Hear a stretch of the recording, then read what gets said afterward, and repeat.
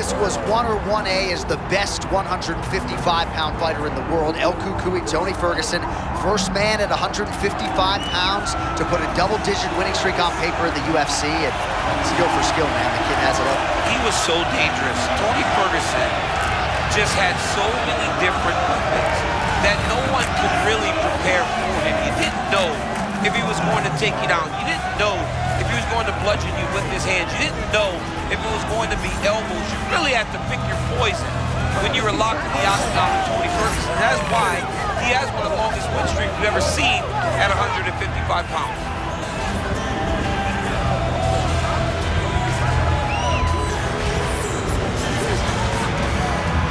Tony Ferguson has stepped into the octagon. This time he wants to leave with that championship belt.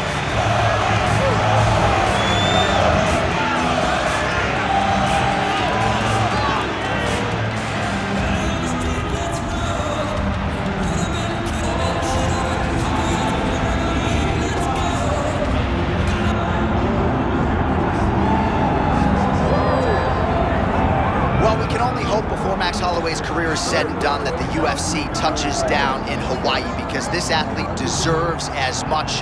Future Hall of Famer, maybe the best boxer on the roster, and one of your best friends in the sport as well. If there's a guy that deserves to fight in front of an adoring home crowd, it's Max Holloway. Max Holloway is one of those guys that has shown time and time again that he's willing to fight anyone. And John, we're so worried about him at UFC 300 against Justin Gaethje. What did he do? Not only did he fight well, he was able to secure the biggest win and knockout of his career. Now, Max is starting to feel the stardom that his fighting style seems to require. Max Holloway with another massive opportunity in front of him tonight. More often than not, he capitalizes. We'll see how it goes. Max Holloway set to fight Tony El Cucuy Ferguson.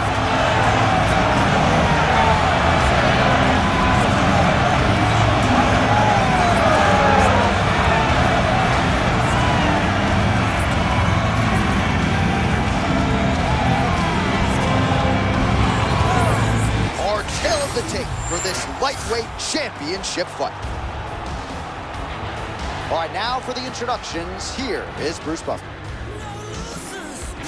Ladies and gentlemen, this is the main event of the evening.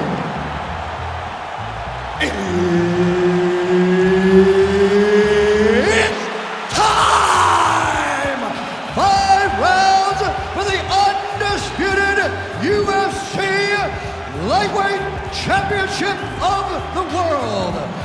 Introducing first, fighting out of the blue corner, presenting the challenger, Tony El Cucuy Ferguson.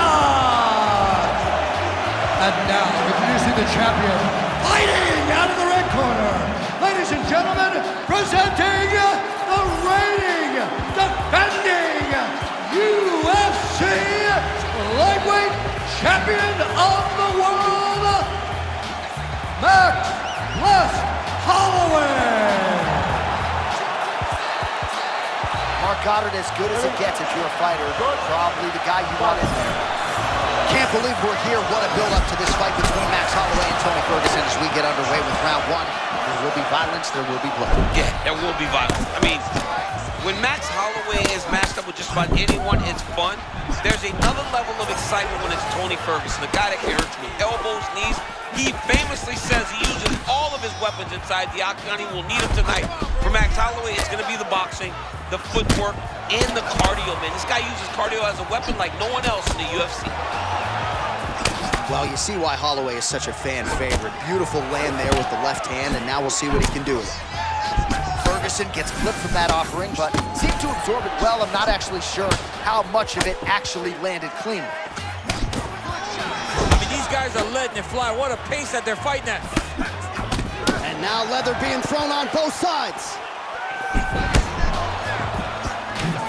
Just remarkable to see where Ferguson has come since season 13 of The Ultimate Fighter. Ferguson not having it, stays upright. Oh, how about the timing to land the uppercut? Beautiful knockout. That first, under 3 minutes now to go in what has been a very fast-paced opening round here. Oh, he's gonna go!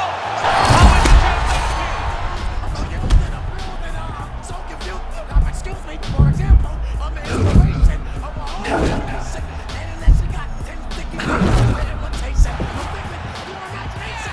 When it gets worse, I'm not watered down. Well, kickboxing chops on full display early. He's got it all going here in round 1. He's got it going, and he's got his opponent confused. When this guy's using all of his tools, he's very hard to deal with. He's got to keep pressing here.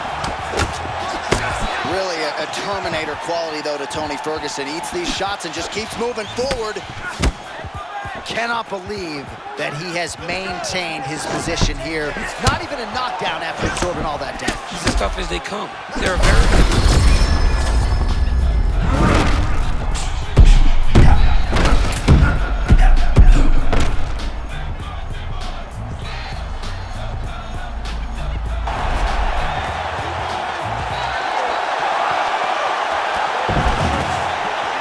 Look at that.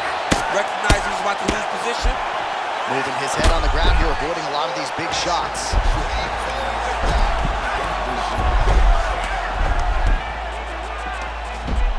He's got to be careful here.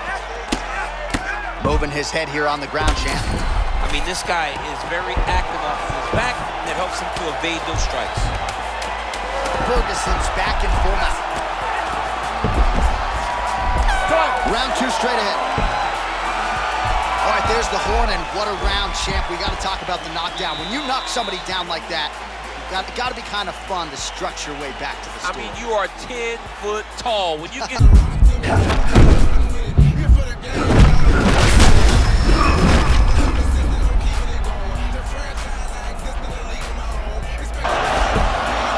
Oh, shades of you against Dan Henderson back in the day. One-sided here as he continues to work towards that complete performance. He's doing everything right, man. I don't know that this guy has ever looked better.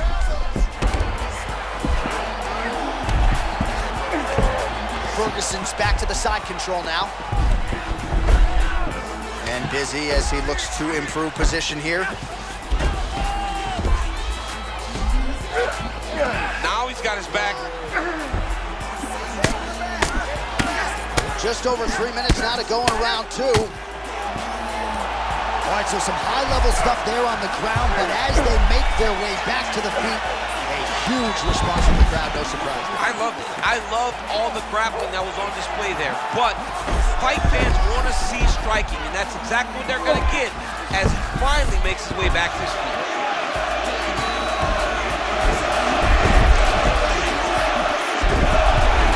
Position for him here. He's got the full mount. See if he can get that ground and pound going. Oh, he's got to get it going, but he can't rush. A lot of times, guys get in the full mount and they rush, they get nervous. They're like, oh my goodness, I'm winning. The reality is, you're winning, but it can change in a matter of seconds because then they can be gone. He's got to drop his hips, be really heavy at the opponent's base, and then just start to work. Make the opponent give his back so that he can try to get his chokes off or find great ground and pound, but very patient ground and pound from such a dominant position. Posturing up now. Well, he's on his back, but he's moving his head on the ground pretty well defensively. Postures up now and lands the vicious mid-stroke. The ground strikes continue to pile up. Look at that pass to the back. I don't know. That was beautiful.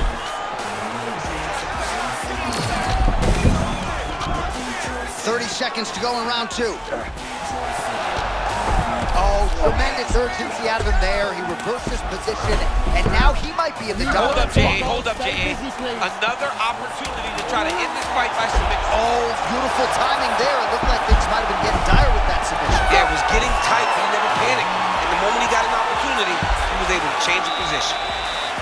So he heads back to the stool after a dominant round. Great round there from Ferguson.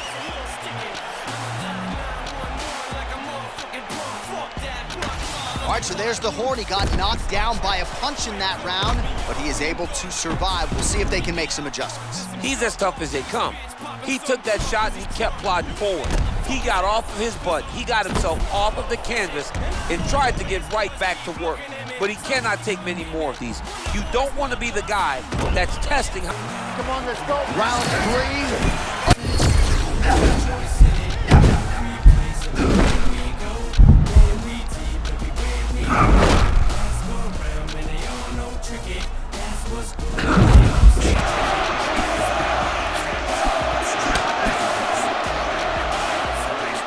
Unable to land with that punch.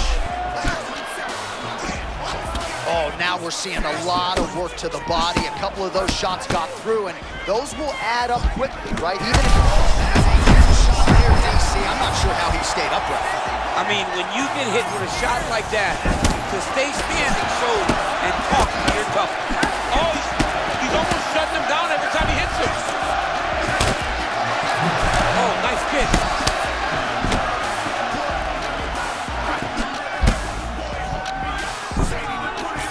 Tony Ferguson, I would think DC a hard guy to emulate in training just when it comes to the movement, the angles. You never really know which direction he's going to go. He's always switching the stances up because he wants to wrestle, and then he also wants to strike. He never lets you find out or build a game plan to counter what he's going to throw at you.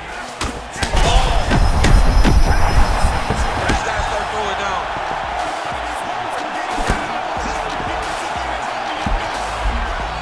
All right, so potentially an opportunity. Champ goes by the boards. He had him stunned, nearly finished, and now he's recovered.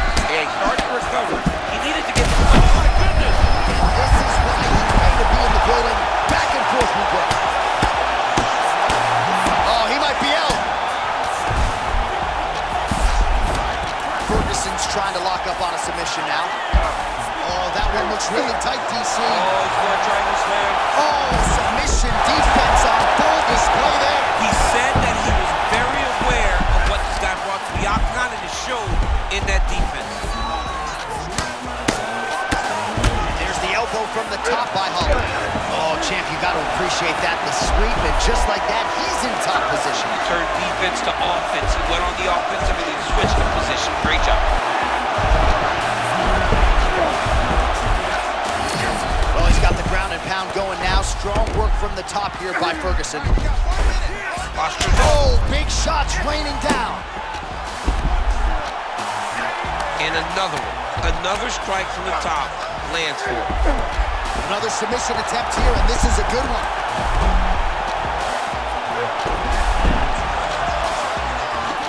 Trying to pass here, but it's a no-go. Triangle choke getting very close to the finish. Now all he's got to do is get pressure on the head, down towards his hip. Good job by the champ there. Sliding back out. And what a round! All right, there's the end of the round. I'm looking over to my left, UFC President Dana White. I think he's making out the bonus check right now. Incredible back and forth action. Sign the check, boss. These two young men deserve $50,000. Hell, let's give them each $100,000 for the performance that they just put on in one round. Both were hurt. All right, to make this title fight official, here's Bruce. Ladies and gentlemen, referee Mark Goddard has called a stop to this contest at 2 minutes, 5 seconds of round number 4. Declaring the winner by TKO, and still the undisputed UFC lightweight champion of the world, Max Blessed Holloway.